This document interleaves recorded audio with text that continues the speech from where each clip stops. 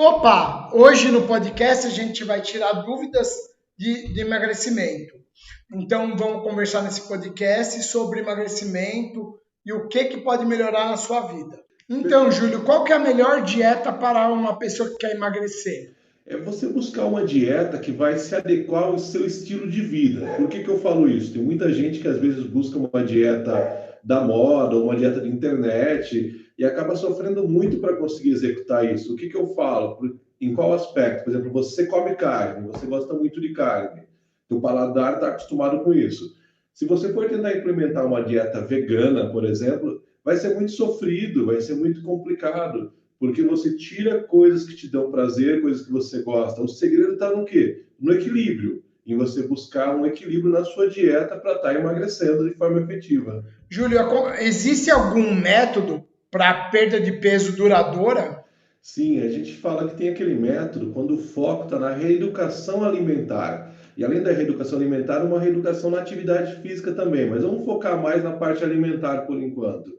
O que é? Além de você comer na medida certa, nem mais, nem menos do que você precisa, o seu cardápio deve estar equilibrado. Quando a gente fala equilibrado, é o quê? Os seus macronutrientes, que são proteína, gordura, carboidratos. E isso está junto com fibras, aliados e tudo mais. Por quê? Muitas vezes as pessoas fazem algumas dietas loucas, não procuram estudar, não procuram ver o que é necessário comer e acabam tirando nutrientes principais da sua alimentação. E esse nutriente que você tira, às vezes, sem conhecimento, achando que está causando um bem, gera um mal para você, acaba fazendo o seu processo de emagrecimento se tornar mais lento. É necessário que você crie o quê? Uma mudança de forma efetiva e que você crie algo que você vai conseguir manter para o resto da sua vida. Aí você vai ter um processo duradouro para a perca de peso. Júlio, dá para a pessoa afinar mesmo sem cortar o carboidrato? Sim, lógico que dá para afinar sem esse corte de carboidrato, sem zerar o carboidrato. O segredo é o quê? É moderação. É você moderar na quantidade de tudo que você consome e preferir as versões dos carboidratos que têm mais fibra. Exemplo, massas integrais. Por quê? Essa massa demora mais tempo para virar açúcar no sangue. Isso evita o quê? Uma produção grande de insulina, o hormônio que vai induzir o seu corpo a ter um estoque de gordura corporal. Então, você pode comer o seu carboidrato, mas de forma equilibrada, de forma moderada. Júlio, como que faz para acelerar o resultado de um regime? Você pode investir em alimentos que a gente chama de termogênicos. O que são alimentos termogênicos? Que fazem o seu metabolismo trabalhar um pouquinho mais alto, um pouquinho mais acelerado. Eles fazem que você tenha uma queima calórica um pouco maior do que o normal. São alimentos como chá verde, gengibre, pimentas vermelhas, canela. Eles vão elevar o seu gasto energético e vão fazer que o seu corpo queime um pouquinho mais de calorias, um pouquinho mais de gordura, no caso. E Júlio, qual que é a melhor hora para a pessoa poder comer o doce? Na sobremesa. Por que na sobremesa? Porque as fibras da refeição, elas vão fazer que a velocidade que o seu corpo absorve o açúcar diminua. Nesse momento que você já está um pouco satisfeito, é bem provável que você coma menos doce do que se você falar, eu vou comer esse doce no meio da tarde, como um lanche extra, alguma coisa assim. Você já está um pouco saciado, então a probabilidade de você comer menos doce na sobremesa é muito maior por causa disso. E Júlio, como que a pessoa pode resolver a sua gula por chocolate? Uma ideia interessante é que ela faça aquela troca da versão de chocolate que tem leite pela versão de chocolate que tem mais cacau, que tem cacau extra. Ou seja, aquele chocolate 70% que a gente fala. Por que isso? O sabor ele é mais intenso. Então você vai se satisfazer com menos chocolate. Você vai comer menos chocolate e estar satisfeitos. E tem vários estudos que mostram que 30 gramas de chocolate meio amargo por dia ajudam a amenizar a sua fome, ajudam a amenizar um pouquinho a sua fome. Outra estratégia que você pode apostar nisso é proteína magra, por exemplo, atum. Por quê? Porque isso estimula a serotonina, que é o neurotransmissor do bem-estar. Isso vai te deixar um pouco mais resistente a esse desejo de doce. Ô Júlio, e tem como você comer o chocolate e não ganhar peso? É como a gente tem falado do começo do nosso bate-papo. Se for moderado, equilibrado, sim. Pensa em comer 30 gramas de chocolate por dia. É um quadradinho bem caprichadinho, sabe?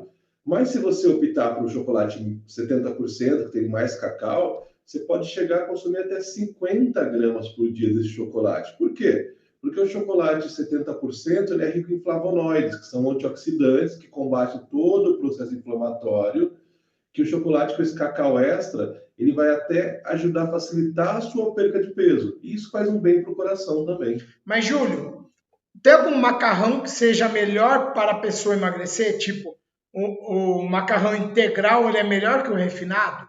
Em questão de calorias, a gente, vamos falar assim, não tem muita diferença. Um exemplo, vai. Em 80 gramas de macarrão integral, você tem 270 calorias, contra 280 do macarrão refinado. Mas o que é o caso? O macarrão integral, ele tem mais fibras. Essas fibras diminuem o processo, a velocidade do processo digestivo do carboidrato. Ou seja, a fome demora mais para chegar. O segredo está onde, às vezes? No molho que você vai usar, tipo, você usar um molho bem mais leve do que você está acostumado para que não pese tanto. Por exemplo, opta por um molho de tomate bem leve do que fazer aquele molho 3, 4 queijos, que vai ser muito mais calórico. Então, Júlio, as pessoas falam muito mal do pão. O pão tem alguma refeição que ela engorda menos que outra? Então, o pão, por ser um carboidrato que as pessoas acabam não consumindo a quantidade necessária, acaba se falando muito mal do pão. Mas vamos lá, se você não abre mão do seu pãozinho, a melhor ideia é o quê? No café da manhã, quando você comer esse pão, por exemplo.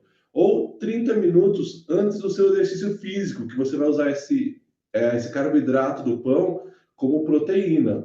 Mas, mesmo assim, tenha uma ideia do que ele comer uma porção moderada. Por exemplo, o quê? Se for um pão de forma, de preferência lógica integral, uma fatia só, ou aquele pão francês, um pão francês sem miolo.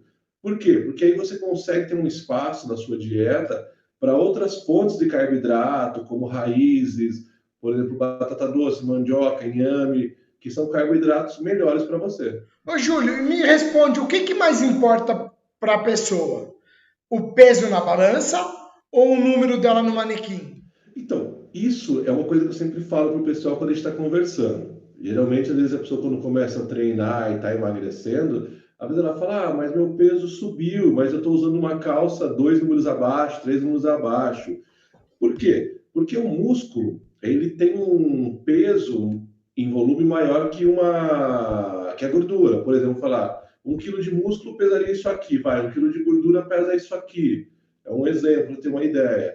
Então, o que vale mais, acredito eu? Tá com um número menor no manequim, esquecer um pouco a balança, é você se olhar para o espelho e perceber, meu, estou tendo resultado, isso está sendo bom para mim. Por quê? Porque você está buscando melhorar o teu corpo. Você tendo mais massa muscular no teu corpo, teu metabolismo fica mais alto e você acaba queimando mais calorias de forma espontânea, seu metabolismo sobe. Isso te ajuda no processo de emagrecimento. Júlio, falando sobre balança, por que a pessoa, quando ela começa a fazer a dieta, emagrece mais rápido, desce o ponteiro da balança mais rápido? No começo de uma dieta, quando você começa uma prática de atividade, o que acontece? A sua animação é muito maior. Então a pessoa foca mais, ela leva aquilo mais a sério. Depois de um tempo, o que vai acontecendo? Ela fala, eu vou comer um pão agora, não vai ter problema, comer um chocolatinho, fazer uma extravagância hoje. Ela acaba se permitindo fazer coisas que no começo ela não faz.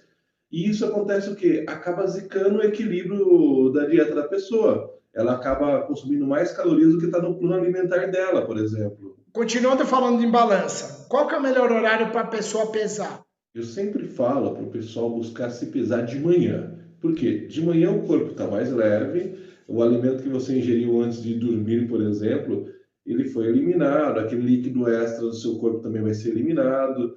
E o que acontece? Às vezes a pessoa fala, eu vou pesar depois do almoço. Ela fica se controlando o dia inteiro o que ela vai comer, o que ela não vai comer. Ou ela pode acabar tendo que almoçar fora, comer alguma coisa errada, que retém líquido. Então dá um peso diferente. Então, o melhor horário para pesagem mesmo é o horário da manhã. A hora que a pessoa acorda, já vai para a balança, de preferência sem roupa, e se pesa. Ô Júlio, falando em gordura, toda gordura é ruim? É um peso extra? Zé, nem sempre.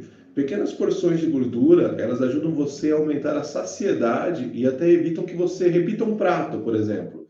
A gente tem vários exemplos de gordura boa. Azeite extra virgem, ômega 3, abacate, semente de linhaça, chia. Porque essas, inclusive, elas têm uma ação anti-inflamatória.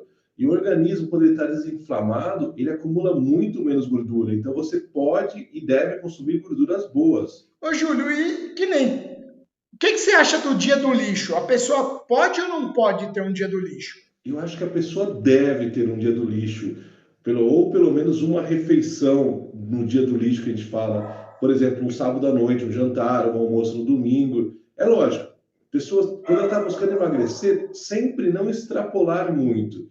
Mas esse dia do lixo, essa refeição livre que ela faz, é boa porque ajuda ela a ter aquele prazer da alimentação e a voltar para o foco. Porque a pessoa não pode é o quê? Querer tudo. Ela começar o dia do lixo dela na sexta-feira e terminar na segunda-feira, só de manhã. Ela tem que escolher, por exemplo, uma refeição e aquela refeição se permitir um pouco liberar da dieta, mas sem muito exagero. Júlio, tem alguns alimentos que a pessoa pode comer que nem o abacate, dizem que ele emagrece. Pode comer à vontade? Como que é isso? Na verdade, não é que o abacate emagrece. O abacate ele é rico em gordura boa, tipo ômega 9, ele tem magnésio, vitamina B6. Então, o abacate ele ajuda a saciar com facilidade, mas ele é calórico por ser um alimento gorduroso.